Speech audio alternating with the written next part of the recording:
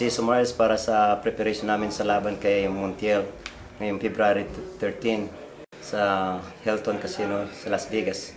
Maraming nagsasabi na prospect siya pero sa ngayon na pinasok namin siya, ilalaban namin siya kay Montiel, walang nag-i-expect na mananalo siya dahil sa experience niya, bata pa. At sa experience ni Montiel ay veterano. Kaya yung mga naka-ano ngayon sa vlog sa Pel Boxing, talagang walang bumubuto sa kanya na mananalo.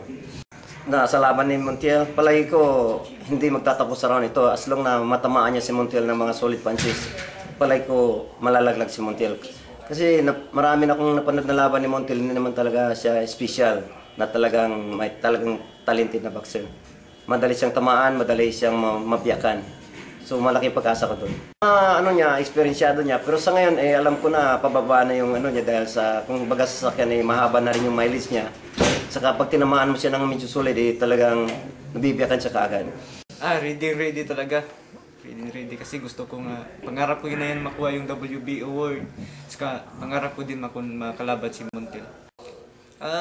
May galing naman siya at saka experienceado at saka ang nakaano lang, 30 na yung yung age niya Tsaka yung bata pa ako, baka yung inisip ko nga may chance ako dito sa laban na ito.